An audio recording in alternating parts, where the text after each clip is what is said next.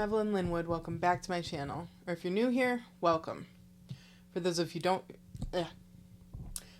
who don't know, I'm a fantasy writer. I have one book out. I'm working on the sequel. It will be published sometime this year. Anyway, today's video is about AI. I had a topic all picked out that was going to be kind of an informative grammar-related topic, but I'm pushing that video back to July because we need to talk about AI. And I just want to talk about real quick why I think we need to talk about it, because it's been all over social media and everything. Then I'll tell you my personal stance on it, and then I'll get into the ways that it's impacting authors and to a lesser extent readers. So, it's been all over. What's up with the AI trending business? I think, Microsoft, the first thing I saw was Microsoft had put Copilot into a update so that it was like showing up on people's documents when they're just trying to write. You can remove it. There's like a settings thing where you can just like turn it off. But for people who were using Microsoft Word, that was kind of a big deal. And then, of course, there's been various scandals in the publishing industry. Authors leaving AI prompts in their books, which I use the word author loosely here. AI art on covers. Some of it even in traditional publishing. Like, this is not a self-publishing problem. This is an all of us problem. Yeah, and then there was Google changing their search function, which I haven't really fully looked into. I don't think it's happened on my computer yet. Not sure it's rolled out yet at all, but that was a big deal. And the Pope published an encyclical about AI, which, as a Catholic, to me, that's a big deal. Some people, it may be less of a big deal. But he is like a big spiritual leader for a lot of people. So it's important culturally speaking, even if you're not a Catholic. But a lot of people are like, the Pope came out against AI. I don't think that's quite true. I haven't read the whole thing, but it's like, it's kind of a nuanced document. So it's more like the Pope is against uses of AI that negatively impact people.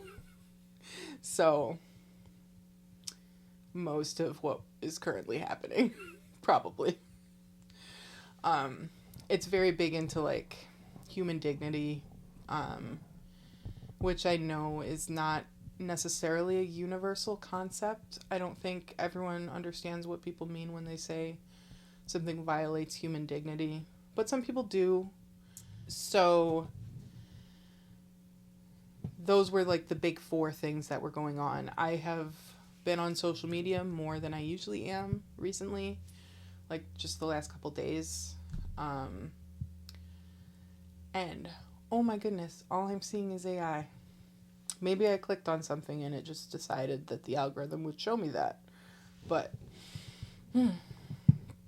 so my personal position on AI, and it really is more specifically for me, I'm concerned about generative AI. There are some valid uses of AI, I think, like in the medical industry, I think for data aggregation, which I don't really even understand what that means, but I've had it explained to me a couple times and it sounded useful. So for like businesses to help run their business,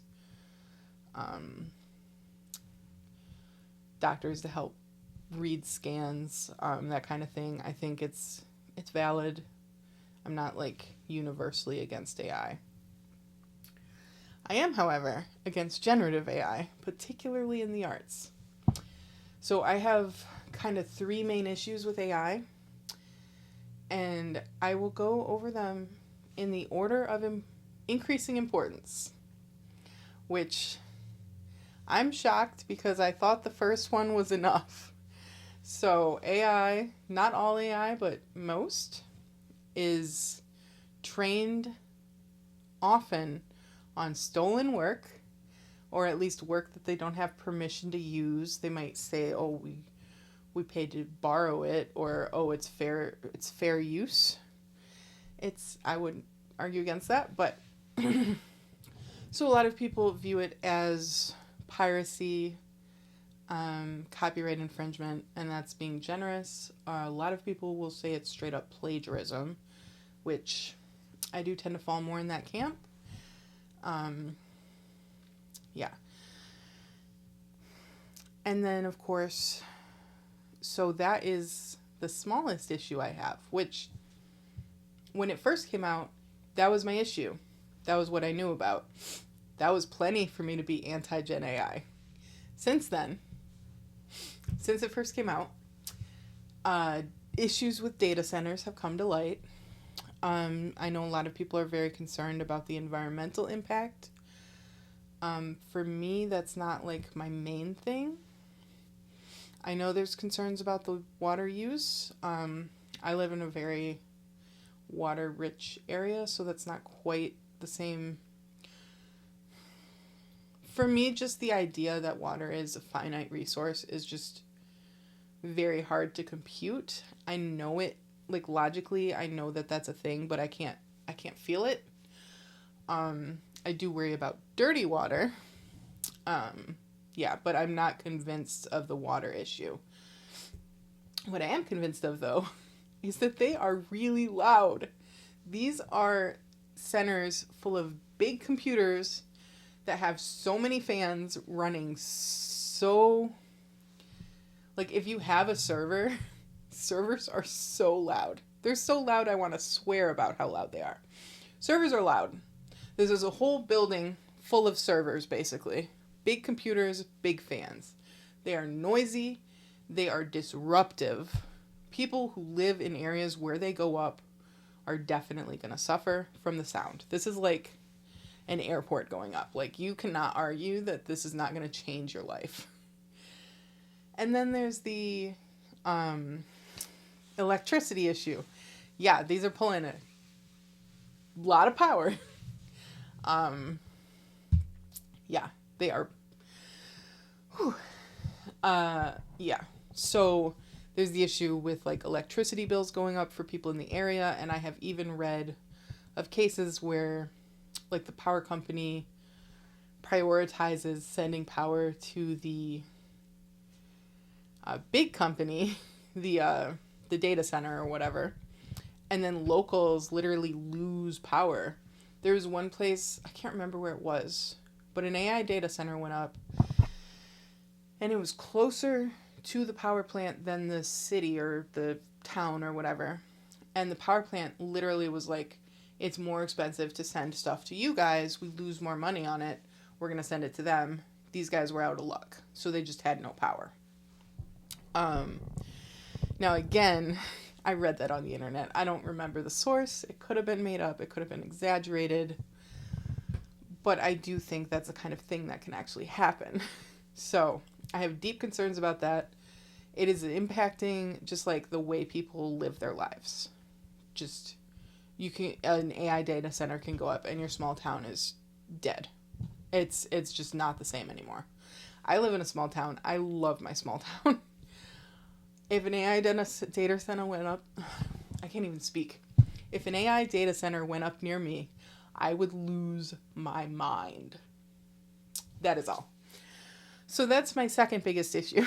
And it's like, the first one was so big. Theft. But now we're on to like physical harm to people. Okay. After that, I'm going up to spiritual harm to people or mental harm to people. So the use of AI is specifically like chatbots and generative AI. So you are conversing with something that is sycophantic to a degree that like only psychopaths are. So in theory, a human being can in fact do the same thing to another human being. So you can have someone in your life who influences you the way that AI would.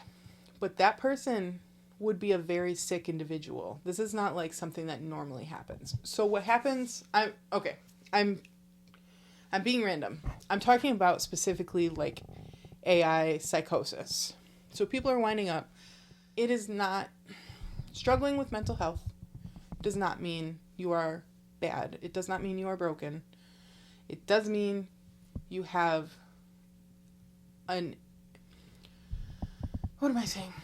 Lots of people struggle with mental health, but that doesn't mean we have the right to exacerbate existing issues or to create ones that never would have existed. So AI psychosis happens because AI chatbots specifically are sycophantic. They just kind of, they're designed to make you keep talking to them. So they tell you what you want to hear.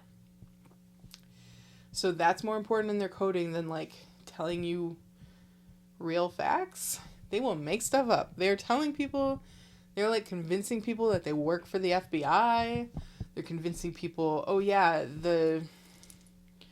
you're a genius.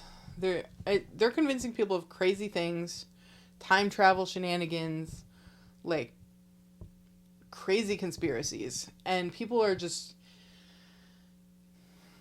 perfectly average people with no history of mental illness are falling prey to this. I'm not saying it's common. I don't know how common it is, but it's definitely happening. I've seen it in the news quite a few times. So there's that. And then there's also just, so say you don't get AI psychosis, you're the average user. You're putting something that was like a hard skill that required practice and maintenance into a machine and having the machine do it. So instead of doing it yourself, you are letting your skills atrophy. For instance, and so we've done this before with other technologies. For instance, calculators. Remember, people used to be like, calculators are cheating in math class, and now everyone uses it. So how many people do you know, we all have smartphones in our pockets, how many people do you know who can actually do like serious mental math?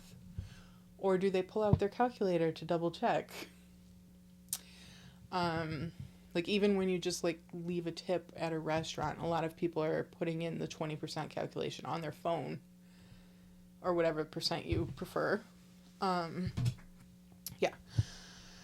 So people are putting that on their phone, which, fine. Maybe you don't value mental math. That's fine. Personally, I was never able to navigate even without the like Maps app. Now we all have Maps apps in our phones. A lot of people have become like me, and they just literally can't find their way around without GPS. Which, again, that's fine if you don't value that as a thing. But now we're putting things that we maybe should be valuing into the machine. So it's stuff like creativity, research, critical thinking, asking it for its opinion on like decisions in your life. It is not a thinking thing. Gen AI, chatbots, LLMs, they are predictive engines. They do not think about your question. They predict the most likely answer. Okay, so there's big impact there on just everyone. But now let's get more specific. I know that was like a long tangent, but let's get more specific about authors and writing. Yeah, so one of the main ways is it's invading our writing software. It's like the people who were using Microsoft Word definitely had a freak out. I know some of them have been able to fix their situation, remove the thing, but Microsoft Word is not unique. A lot of writing software has added some kind of AI assistant. You can like click on little sparkles and it suggests stuff. And it's getting to be so that it's very integrated in a lot of softwares. Um, yeah. I personally use Scrivener. There's no sign of AI coming for Scrivener. I think Campfire is another one that AI is just like not part of. Um, yeah. Then there was the whole like made with vellum debacle. I don't know if you guys remember this, but a while back there was an AI they named their AI vellum.ai, and authors were getting accused of using like generating their books with AI because they had a little made with vellum thing in their copyright page. But vellum is a very common book formatting software, not a generative AI. To their credit, Vellum, the formatting software, was very quick to update it to say formatted with Vellum instead of made with Vellum or created with Vellum. I can't remember which it was, but they were pretty quick to update that. And of course, as the author, you can always unclick the little checkbox so that your copyright page does not mention the formatting software, which I think a lot of people have done just to avoid that particular accusation. Another way AI is impacting authors is the competition.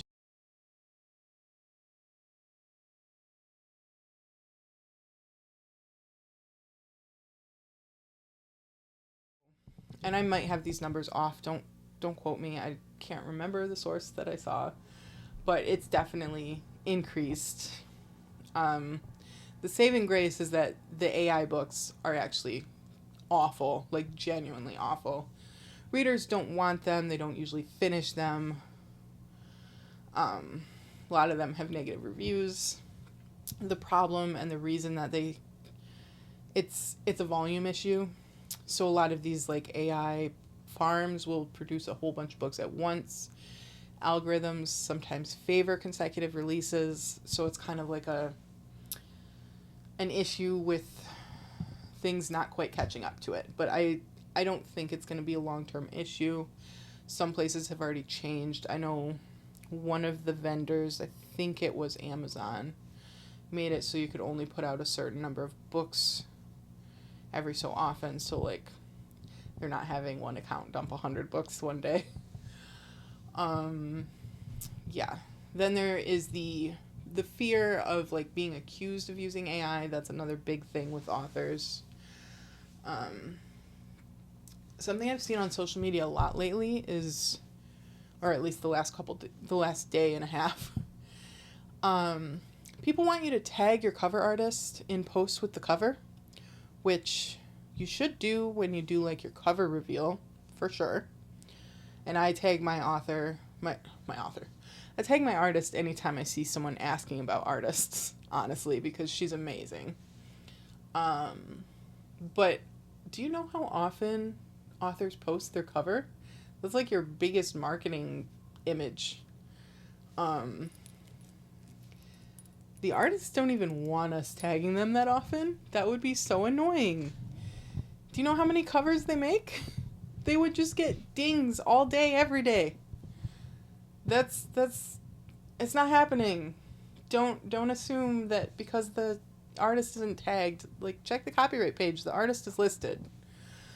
So that's one of the big ones. I'm hoping that just goes away. It's not really it's trending, but I don't think it's actually standard. It's not. I don't think it's going to be a thing. The other thing I've seen a lot is AI tells that are just like normal writing, like Oxford commas, groups of 3, M dashes. We all love the M dash. It's an author thing. I don't know what it is, but we love it. I don't know why people think that AI owns the M dash. Let me think. Yeah, another thing is just like marketing. A lot of authors previously have used something called a rapid release strategy, where you kind of don't release your books right away. So you might write 4 books in a series and then release them all a month apart. That's kind of losing effectiveness, partly because of the volume of competition these days, and partly because while the algorithm might still love it, if you publish too close together, your readers might assume you're using AI. I've literally seen people who were trying to use this strategy and definitely wrote the books before AI was even a thing. Wow, I got pissed. But I've seen people be accused of it just based on using a rapid release strategy. And like, the people who are using AI are not releasing 4 or 5 books. They're releasing dozens. So it's a very poor indicator if you're actually looking for AI use. How else is it affecting authors? I think just like editing. So partially, so there's kind of 2 angles to it. A lot of authors I've seen kind of do side work, side gigs. Some of us are qualified editors and have done that. And a lot of that has dried up because like a lot of software offers AI editing. Some authors don't have a problem using that. They think of it like as an advanced spell check. I get their argument. Personally, I disagree, but I'm not going to like say an author who uses that is a monster. I think we just have a reasonable disagreement about a function of a tool and or how it gained that function. So the reverse side of that coin is that some editors are feeding clients work through these instead of editing it themselves. So for those of us who still want that human touch, we want human editors. The options have narrowed to like expensive established editors with a solid reputation and chancing it on someone more affordable. I think some people are kind of leaning into critique partners for this because if you have someone you trust and you know their stance on AI, you can kind of do that. But it's all a mess. There's a lot of ways, sneaky ways, that this is impacting both authors, readers, and everyone in between. I know personally, I have actually picked up a book that I was enjoying, and then I started to think that it was AI assisted. So I did DNF it because I don't want like I have a problem with using it. I wasn't sure, but if it was, I didn't want like the AI voice to merge into my voice. And I felt so terrible because if I was wrong, then that author who just has like some writing quirks lost a reader, you know? My main thing with the book, and I'm not going to name it again because I wasn't sure, and the only thing that would make me for sure is if they left a prompt in or if they said they had. But it was a holiday book, kind of like a cozy romance with like baking in it, which there's a million of those, so I don't think that's too revealing. My thing with the quirk that was really getting to me was these like really strange similes, which is a very common thing in AI writing. And it upset me. I don't think the whole book was AI gen because it was like the characters were interesting. I don't think AI can do that. It was just, the prose itself, I think, was probably what they did was they used one of those little like click on the sparkly to make it pretty. Yeah. So as readers, it's hard to find books and like confidently know that they're not AI. And that is an absolutely devastating reality that we are coming to terms with as authors, as readers, as human beings. And I know this video is a bit angrier and sadder than I normally post, but I don't know that I can offer a lot of solutions to this. I mean, we just kind of have to take personal responsibility and not use it. Eventually, it's probably going to lessen in our lives. I know that people will say AI is inevitable, it's not going anywhere, all this jazz. AI is a money sink. Nobody is seeing profits from it.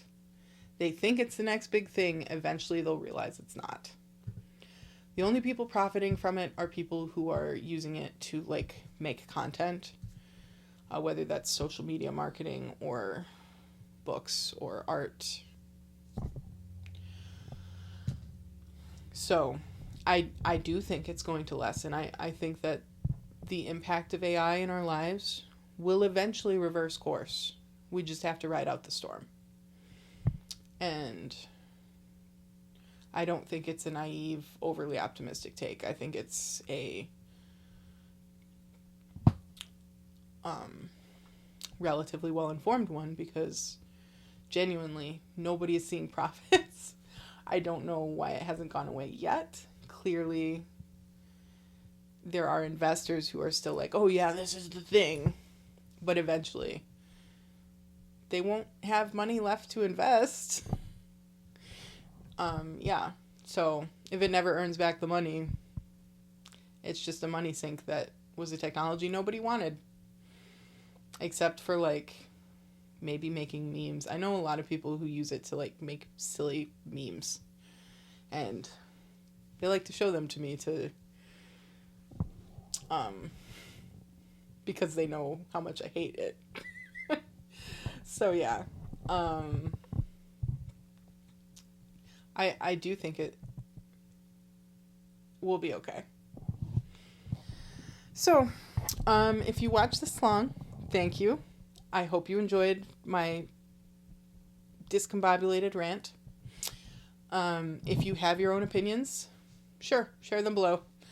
If you have a more hopeful or a less hopeful take than mine, I'd still love to hear about it. If you know... Actually, one thing that I would really love, if you are a writer who uses a writing software that you know does not use AI, please share that in the comments below for other people to find software that does not use AI. The only ones I know are Scrivener, I think Campfire, because I'm such a Scrivener loyalist that I don't use other stuff. I just love Scrivener. So if you know softwares, share it. Absolutely. Yeah. Yeah. So I'm just going to end it here. Sorry for the long video of ranting and raving. But yeah, it's just...